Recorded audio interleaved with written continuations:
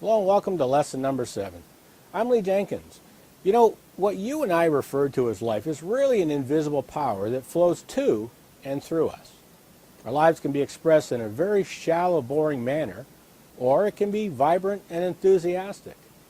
The invisible power referred to as life operates in much the same manner as electricity does. You know, no one knows what electricity really is. We simply have a little knowledge of what it does. But there is a law in electricity, and it's called Ohm's law. This law states that the amount of current that will flow in an electrical circuit will always be inversely proportional to the resistance in that circuit. The less resistance, the more current that's going to flow. The more resistance, the less current. Not only can you increase or decrease the flow of electricity, you can also use it for a destructive or constructive reason.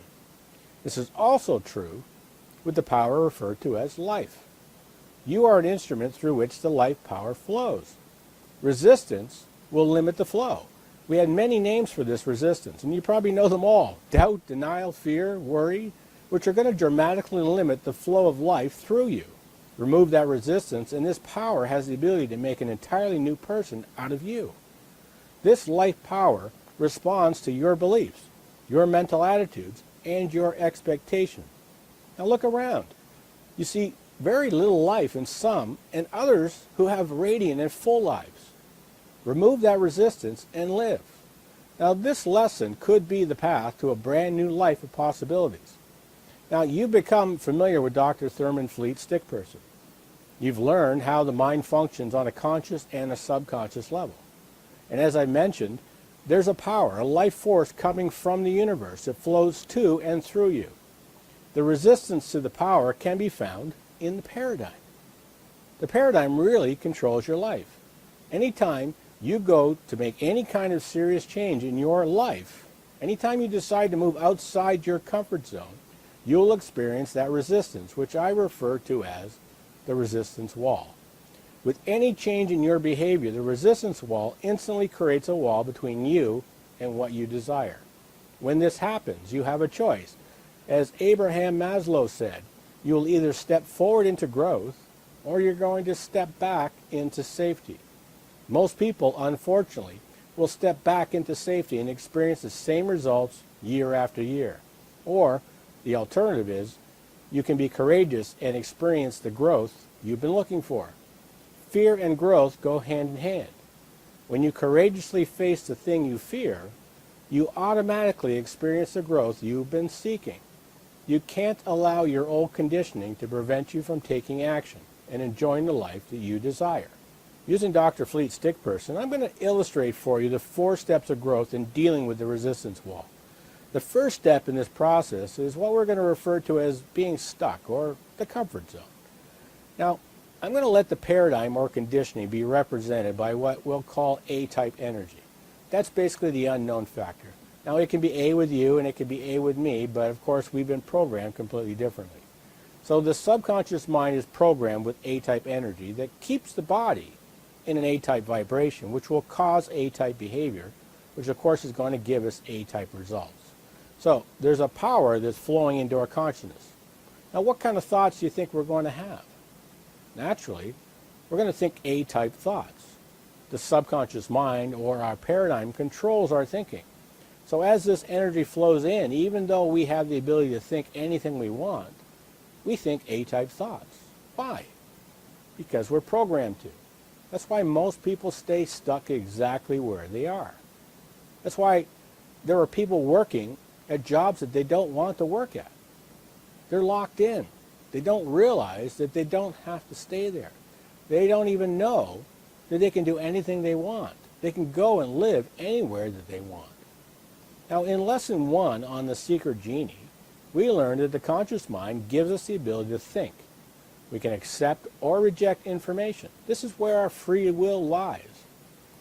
Now, this will take us to the next level, which is referred to as reason. Remember, we have A-type conditioning, A-type behavior, and A-type results. But here we're accepting a new idea, a new way of thinking. So let's refer to that as B-type thoughts. Now, it's a thought that is totally different than the way that we've been programmed to think. It's a new thought or an idea It's going to take us to a brand new place in our lives. Maybe something more exciting than what we've been used to. So we spend some time entertaining this new idea. You sit back and you think, this could really work.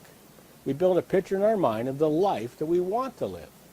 We build a picture of the house that we want to own, the car that we want to drive, the vacations that we want to take. So you entertain this thought in your consciousness. You use your imagination and you start seeing yourself living this brand new life.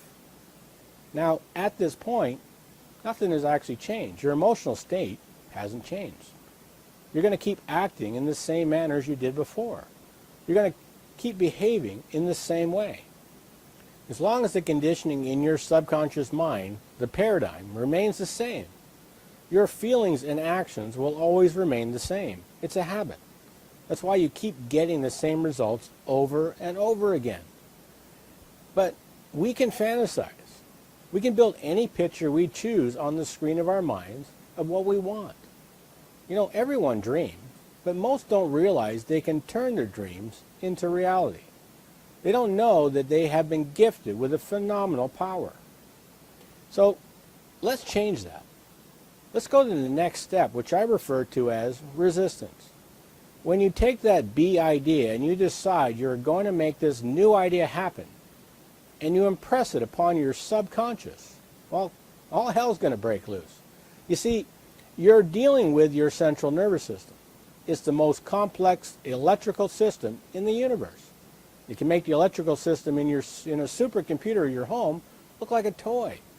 Now, your body is used to being in an A-type vibration.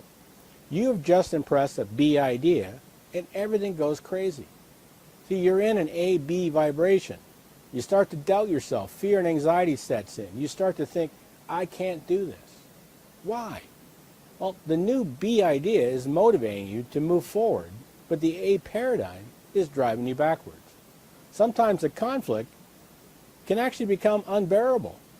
You can move forward and you don't want to go backwards, and you can't stay where you are. Moving forward is actually the answer. Moving forward is how your life is going to improve. However, lack of understanding and awareness of exactly what's going on inside will cause you to bounce back to a familiar place. You will quickly bounce off the resistance wall, retreating back to where you started. You're stuck.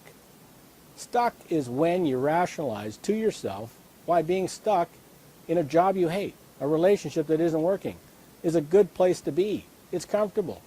You're familiar with it. It's just plain easier there. Understanding this concept will help you to move forward into growth and freedom. All doubts, fears, and anxiety are going to still exist. But through understanding, you will know that if you keep going, they will eventually leave. Continually getting involved with that new idea and acting on it, in spite of all the turmoil, all the resistance, after a short period of time, your conditioning will change, and you will start living in a brand new world. Now, when I was studying with Bob Proctor, he taught me that the greatest deterrent that is stopping a person from going through this resistance wall to the freedom that they seek is ignorance. Now, he pointed out that because of ignorance, we're not able to see where the money is, where the health is, all the things that we need for the manifestation of the new idea. We don't know where it's going to come from. Our ignorance causes us to have a limiting and destructive mental process to begin and to take place.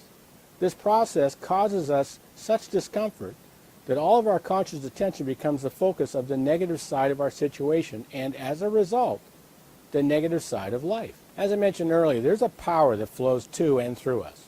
This power contains all the knowledge there ever was and ever will be, and is 100% evenly present in all places at all times. By placing yourself in the right vibration, by limiting the resistance, you can attract into your life everything you need exactly when you need it. You know, Bob Proctor showed me that ignorance brings everything a person doesn't want. And therefore knowledge will put you on a path that you're meant to follow to get everything you do want. It's ignorance that causes the doubt and worry to register on a conscious level. As the doubt is internalized, it causes fear on a subconscious level. That fear must be expressed the only way that it can be, and that is through the body. The body moves into a vibration that is more commonly referred to as anxiety. Now, this could be considered a very high level of resistance. You see, people don't express anxiety. It gets internalized. Anxiety is suppressed. That suppression turns into depression. And depression is actually anger that's turned inward. The depression will then turn into a disease. Disease is then expressed in the body, causing the body to break down and move into a state better known as disintegration. Now, the opposite of doubt and worry is understanding. It exists on a conscious level. Understanding leads to an emotional state, which is referred to as faith. Faith is expressed on a physical level as well-being. That's the same as being in a good vibration. Now, Bob pointed out that well-being is never suppressed. Rather, it is expressed, sending out good energy into the universe. In other words, it's a very low level of resistance. And of course, the universe will reward you by sending like energy back, the law of attraction. That expression is what leads to momentum. The momentum is commonly referred to as a state of acceleration.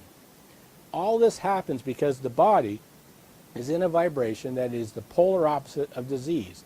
Therefore, it is at ease. This enables you to continue moving in a creative vibration.